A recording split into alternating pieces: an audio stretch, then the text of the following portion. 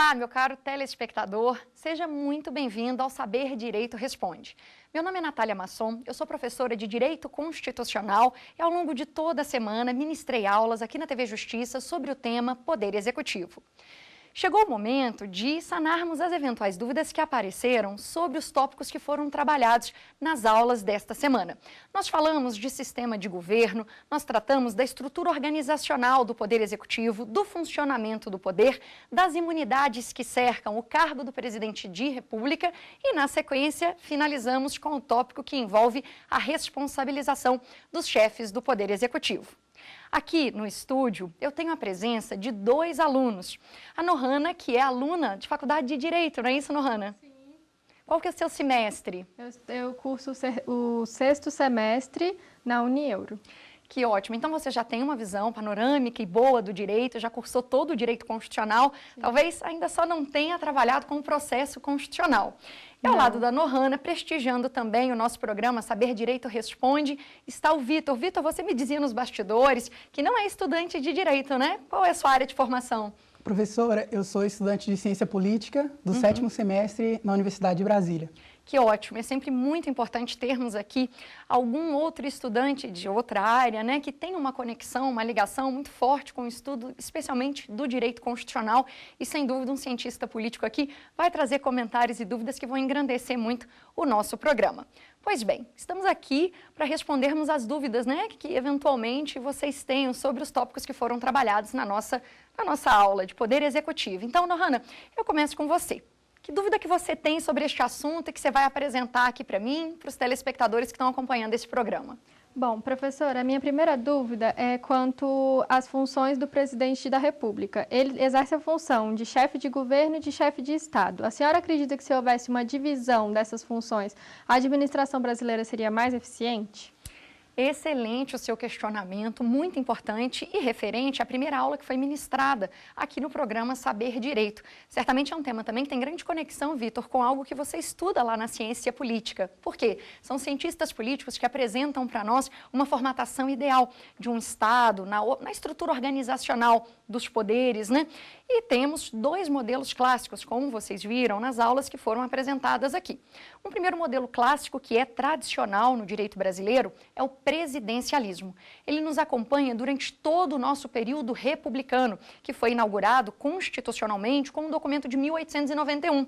Então, Nohana, para começar, é da nossa tradição sermos presidencialistas, reunirmos, então, em uma única pessoa física, que é o presidente da República, tanto a chefia de Estado quanto a chefia de governo. Então, é da nossa tradição, durante todo o período republicano, nós só tivemos um único e breve intervalo de adoção formal do parlamentarismo, que foi de setembro de 61 a janeiro de 63. Né? Logo depois de Jânio Quadros ter sido eleito, com 7 meses de governo, renunciou.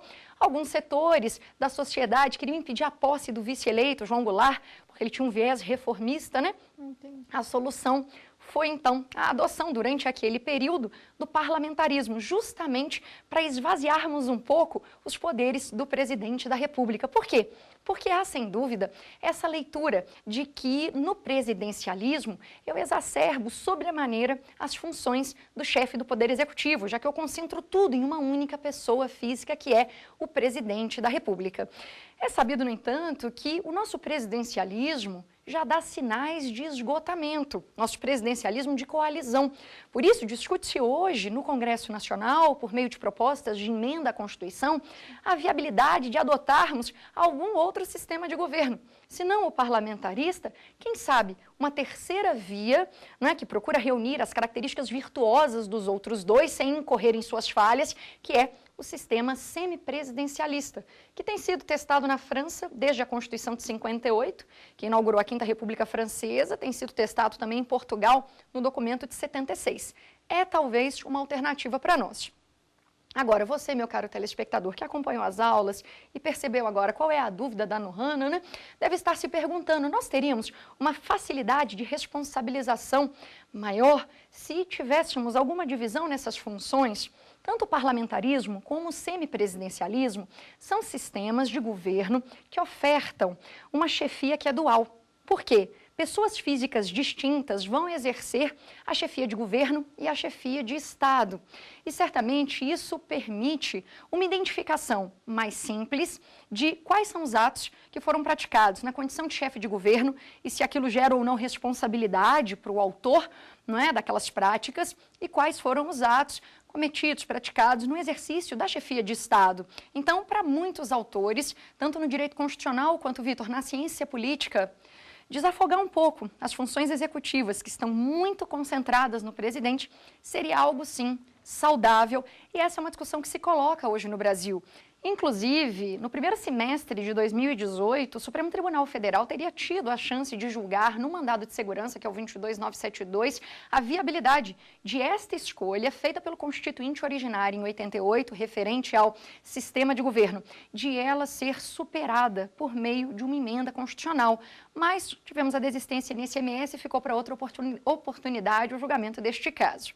Vitor, meu caro, você que é um cientista político quase formado, né? Você tem algum questionamento sobre esse ponto em especial para trazer aqui para mim e para os nossos telespectadores? Tenho sim, professora. Na literatura de estudos comparados, o presidencialismo brasileiro ele é considerado forte. Ele é dotado de alguns instrumentos, como a medida provisória, que tem características parlamentaristas. Então, eu pergunto à senhora como a senhora situa esse presidencialismo brasileiro nesse espectro e nessa divisão entre presidencialismo e parlamentarismo. Excelente a sua colocação, muito obrigada pela sua participação, eu louvo de novo a presença de vocês dois aqui no estúdio, que só engrandecem o nosso programa, e olhando por esse viés, na perspectiva comparada, de fato nós temos um presidencialismo muito forte, e isso deriva, sem dúvida, da presença de instrumentos que nem são típicos desse sistema de governo. Você já colocou muito bem, meu caro Vitor, a presença da medida provisória, que é um instrumento, né, legislativo rápido, quando não há tempo, né, a urgência e relevância na matéria. Não vamos esperar o processo legislativo comum transcorrer, porque há urgência na regulamentação daquele assunto, pode o presidente da República, sim, exercer de modo atípico a função de legislar. E esse é um instrumento muito típico do sistema parlamentar e não do presidencialismo. E eu lhe explico o porquê. No parlamentarismo, o chefe de governo é o primeiro-ministro, vindo do parlamento. Então, ele certamente tem o apoio da maioria parlamentar, porque ele só governa enquanto mantém essa relação de confiança. Se em algum momento este apoio, essa relação de confiança começar a ruir, é claro que o parlamento vai, por meio do voto ou moção de desconfiança, destituir aquele primeiro-ministro, né? Então, por isso, imagine que um primeiro-ministro adote, por meio de uma medida de urgência, uma medida provisória, né, um ato legislativo desse rápido, que é típico de chefia de governo, adote algo com o qual o parlamento não concorde. Certamente, a relação de confiança entre eles pode começar a esgarçar e isso pode levar à queda do gabinete. Então existe, digamos, uma sanção muito direta, muito rápida com relação ao chefe de governo que edita mal esses atos normativos de urgência no parlamentarismo. No presidencialismo, qual é a sanção que o presidente da República sofre quando edita mal uma medida provisória? No máximo, o Congresso Nacional não vai convertê-la em lei, mas não há nenhuma possibilidade de responsabilização do presidente porque fez um mau uso dessa atividade atípica legislativa. E esse instrumento foi inserido pelo Constituinte em 88, porque havia muita dúvida. Eu acho que esse é um ponto que interessa a vocês dois com as questões que colocaram. Havia muita dúvida na Constituinte de 88 com relação à manutenção do sistema presidencialista, que já dava realmente seus sinais de desgaste, e à adoção de um novo sistema que não era tradicional em nosso país. Então, aos 45 do segundo tempo, o Constituinte originário não tinha ainda definido com precisão qual seria o nosso sistema de governo, tendo, inclusive, mantido o sistema presidencialista, mas numa espécie de compromisso dilatório com a escolha, prevista a possibilidade da realização de um plebiscito. Um plebiscito que foi acontecer, não é, no ano de 93, estava marcado originariamente para setembro de 93. Uma emenda constitucional modificou o artigo 2º do ADCT e trouxe o plebiscito para abril. E nesse plebiscito, os cidadãos então votariam se iríamos, né, continuar com o sistema presidencialista e a forma de governo republicana, ou então se caminharíamos para a mudança. Nós votamos então pelo continuismo da forma republicana do sistema presidencialista. Mas repare, esta era uma dúvida que certamente, não é, girava ali na Constituinte, tá certo? Tá respondido? Sim. Então, eu vou convidar agora para participar do nosso programa algum aluno que tenha encaminhado um vídeo via WhatsApp aqui para a TV Justiça sobre as aulas que foram ministradas nesta semana. Então, eu chamo o colega aqui, vamos conhecê-lo. Eu sou o Sérgio, estudante de Direito no 6º período pelo Instituto Camilo Filho, em Teresina, Piauí. Dentro do Direito, eu pretendo seguir a carreira da magistratura, com o objetivo de, no fim, ser o ministro do STF. Sobre Direito Constitucional, eu gostaria de saber da professora quais são os possíveis órgãos competentes para julgar um prefeito municipal que comete um ato inicialmente descrito como crime comum e de responsabilidade. Que joia! Muito obrigada, Sérgio, por ter enviado sua pergunta direto de Teresina. É uma pergunta que se relaciona com a nossa 5ª aula, em que tratamos da responsabilização dos chefes do Poder Executivo. Falando, então, de forma específica, como você me pediu, sobre o prefeito municipal. Se um prefeito cometer um crime comum, de acordo com o artigo 29, inciso 10 da Constituição, o foro competente para o processo e julgamento é o Tribunal de Justiça. Mas é sempre importante lembrarmos que, no caso do prefeito, aplica-se também a súmula 702 do STF, que nos lembra que a Justiça Comum Estadual só é competente para os crimes que sejam, de sua atribuição constitucional, porque a depender da natureza da infração, outro tribunal de 2º grau é que vai ser competente. Então, pode ser o TRF ou o TRE, a depender da natureza da infração. E isso responde à sua dúvida com relação aos crimes comuns. Por quê? De outro lado, nós temos os crimes de responsabilidade, que sabemos, não são crimes de verdade, Vitor, Nohana, a Constituição usa essa expressão, crime de responsabilidade, mas na realidade ali nós temos meras infrações político-administrativas. Pois bem, as infrações político-administrativas que tenham sido cometidas pelos prefeitos serão de responsabilidade da Câmara Municipal. Muita atenção ao Decreto-Lei 201 de 67. Em seu artigo 4º, ele faz o indicativo da Câmara Municipal, porque ali nós temos verdadeiras infrações político-administrativas. Muito obrigada pela sua pergunta, pela sua participação. Foi excelente o seu questionamento e fiquei muito feliz de você desejar a carreira da magistratura e estar um dia aqui no prédio onde estamos, na TV Justiça, que é o prédio do STF, na condição de ministro. Eu vou torcer muito para que sua carreira seja brilhante, de sucesso. Agora, eu vou fazer uma pausa, convidando todos vocês para o intervalo e daqui a pouco, no segundo bloco, nós estamos juntos para mais dúvidas, combinado? Então, até lá!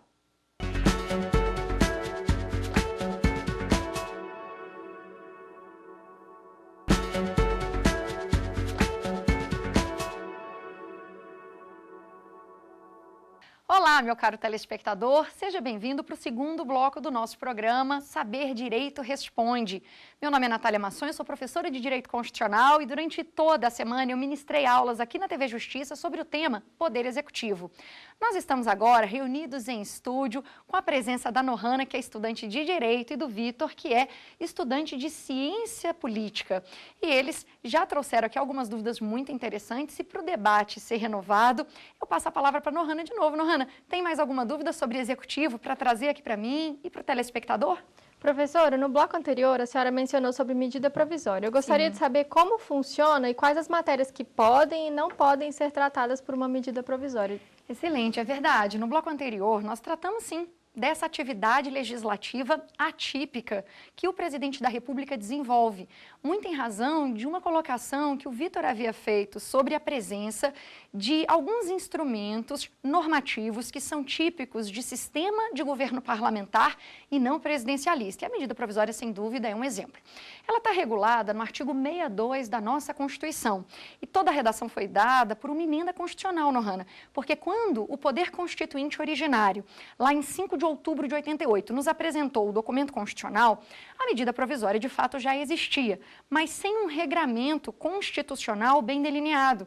Então, uma emenda, que é a emenda constitucional número 32, essa emenda é de setembro de 2001, essa emenda constitucional trouxe uma normatização que, na verdade, responde às questões que você deseja conhecer. Então, por exemplo, existe um parágrafo no artigo 62, que é o parágrafo 1º, que enuncia temas que não podem ser regulados mediante o uso de medida provisória. Então, existe uma restrição de conteúdo. O presidente não pode editar medida provisória sobre todo e qualquer assunto.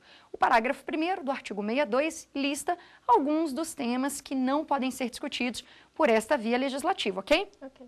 Além disso, os outros parágrafos, eles tratam ali no artigo 62 do funcionamento. E talvez uma curiosidade muito interessante, Vitor, sobre a medida provisória seja a seguinte: o presidente da República edita e imediatamente ela começa a sua produção de efeitos. Sem, Vitor, que o Congresso Nacional tenha tido a oportunidade de avaliar previamente este ato. Não é? E essa é uma questão interessante, por quê? Porque na ciência política estuda-se muito esse instrumento como uma maneira, Vitor, de conferir ao presidente o quê? Uma espécie de governabilidade, né? Quando ele não tiver uma maioria, né, um apoio robusto no poder legislativo, ele então, por meio desse instrumento decisório normativo rápido, ele conseguiria, não é, governar. Essa é a opinião que vocês trazem da ciência política, Vitor? Tem sim, professora. A medida provisória, ela, na visão do Constituinte, e o que de fato acontece, é que ela vem, na verdade, evitar que uma situação de paralisia decisória venha a ocorrer, que foram as situações de 64 e também mais recentemente. Então, dotado de um instrumento que, como a senhora falou, entra em vigor de forma imediata, o presidente consegue adiantar alguma parte da sua produção legislativa. Isso. E é interessante porque hoje, nas propostas de emenda à Constituição que tramitam no Congresso Nacional relativas à medida provisória, existe a previsão de o ato ser editado pelo presidente da República, mas a produção de efeitos só se iniciar depois de uma prévia análise do Congresso Nacional, o que vai quebrar em muito essa vantagem que você colocou. Vitor, concorda? Concordo com a senhora. Pois é. Enfim, seguindo aqui no nosso debate, eu vou convidar agora para mais uma pergunta um colega que tem encaminhado dúvida via WhatsApp. Então, pode soltar na tela. Eu sou Kedma, estudante do segundo semestre da Faculdade de Direito. Em São Paulo, dentro do direito eu pretendo seguir a carreira de juíza. Sobre o direito constitucional, eu gostaria de perguntar à professora por que tivemos aquele plebiscito para o povo votar se queria república, monarquia ou parlamentarismo. De onde veio essa ideia? Kedma, muito obrigada por ter enviado sua pergunta. Mais uma futura magistrada que teremos, torcerei muito pela sua carreira e gostei do seu questionamento. No primeiro bloco, nós falamos um pouco disso, não foi? Nós tratamos desse cenário de dúvida que cercava o Constituinte com relação a escolhas que são centrais num Estado nacional. Então, a definição do sistema de governo e da forma de governo foi feita seguindo a tradição, mas o Constituinte, por meio desse plebiscito, permitiu que o povo finalmente decidisse, escolhesse se queríamos, então, o continuismo da forma de governo republicana ou se queríamos alterar a forma para monárquica, que já foi adotada no Brasil, Kedma. Na nossa primeira Constituição Histórica, que é de 1824, fomos monárquicos. Você que está no segundo semestre, já está cursando o Direito Constitucional, certamente conhece essa realidade. E com relação ao sistema de governo, realmente é da nossa tradição republicana seguirmos este modo de interação entre executivo e legislativo, e o povo, quando foi acionado no plebiscito, votou pelo continuismo. O grande debate hoje é se essas escolhas se tornaram ou não cláusulas pétreas implícitas, ou se uma futura emenda constitucional poderia modificá-las. A bem da verdade, com relação à forma republicana, a opinião majoritária é a de que a República se tornou, sim, cláusula pétrea implícita, afinal de contas, seria hoje inviável a adoção da forma monárquica, em especial em razão de uma cláusula pétrea expressa que temos, que envolve o voto. O voto tem que ser direto, secreto, universal e periódico, isso está lá no artigo 60, parágrafo 4º, inciso 2. Mas com relação ao sistema de governo, meus caros, a opinião majoritária é outra. É a de que a separação de poderes, que é cláusula pétrea expressa, é um princípio, e como qualquer princípio, ela pode se realizar de inúmeras maneiras, inclusive por meio do sistema parlamentarista ou semipresidencialista. Então, talvez exista sim essa possibilidade de termos a mudança por emenda, mas uma emenda que deveria ser associada a uma manifestação popular direta, antes em plebiscito, ou então depois num referendo, na prudência de evitarmos, sabem o quê? Alguma discussão quanto à legitimidade dessa alteração, tá certo? Então, obrigado, Kedma, por ter participado e eu volto aqui para o estúdio. Lohana, vamos lá, você tem mais alguma dúvida? Professora, no senso comum, por pessoas leigas, familiares e conhecidos, eu escuto muito a atribuição de tudo que acontece no Brasil cair sobre o presidente. Como se dá essa relação entre as esferas do Poder Executivo? Esse é o seu sentimento também, de que a responsabilidade do que vai mal no país é do presidente da República? Olha, eu vejo que tudo que o presidente assina, decreta, vem por baixo. Então, assim, tem outras pessoas fazendo que chega para ele e ele vai dizer sim ou não e também pode modificar aquilo ali, como a senhora falou, da medida provisória. Certo. É o seu sentimento também, Vitor, de que há uma atribuição de responsabilização excessiva a uma única pessoa física, que é o presidente da República? Professora, na ciência política existe toda uma tradição que no Brasil, historicamente, privilegia a figura central do presidente, que herdamos desde o nosso período imperial. Então, apesar de a separação de poderes ser um princípio consagrado e estabelecido no nosso presidencialismo, o presidente brasileiro ainda tem, na visão da ciência política, uma centralidade, ainda que simbólica. E é real essa centralidade, né? Mas especialmente em decorrência do sistema de governo presidencialista, que faz cumular numa única pessoa física um conjunto muito extenso de atribuições. Mais cedo no primeiro bloco, até a partir de um comentário que o Vitor fez, nós lembramos que o nosso presidencialismo, inclusive, se destaca numa perspectiva comparada mundial de outros estados por termos essa figura exacerbada na presença do presidente com muitas tarefas, com muitas funções. Mas, certamente, há divisão de responsabilidade, por exemplo, com os ministros de Estado, que o presidente nomeia e exonera livremente. Não sei se vocês têm o conhecimento disso, mas muitos clamam hoje no Brasil por uma tecnocracia maior com relação a essas nomeações. Muitos me questionam, professora, mas o presidente da República nomeia e exonera livremente os ministros de Estado, que só devem responder aos requisitos que estão enunciados no artigo 87, e eles são requisitos genéricos. Ser brasileiro, nato ou naturalizado, para o ministro de Estado de Defesa, nacionalidade nata, ter mais de 21 anos, estar no pleno exercício dos direitos políticos, e a população clama por maior tecnocracia aqui, no sentido de exigirmos, em algum momento, com mudança do texto constitucional, exigirmos que eles tenham alguma formação. O que, na verdade, sem dúvida, é um engano. Por quê? Porque a exigência de formação técnica para o ministro, né, que vai chefiar aquele gabinete específico, numa área determinada e certa, ela não faz com que ele tenha, com aquele diploma, né, que formaliza a educação em determinado sentido, mais ou menos trânsito com o Congresso Nacional, que é onde a relação, às vezes, pode ficar mais complexa e paralisada, impedindo que o presidente governe. Então, eu vejo, Vitor, que na ciência política, a literatura toda nos conduz a essa ideia de que a tecnocracia não seria a solução. É também sua opinião? É sim, professor. A partir de grandes estudos na ciência política, como o professor André Borges, que é um dos líderes na área, nós temos que a proporcionalidade do gabinete do ministerial, do presidente, com relação aos partidos que fazem base na coalizão, com relação aos números de ministérios que eles ocupam, eles incidem diretamente sobre o sucesso ou insucesso da agenda presidencial legislativa.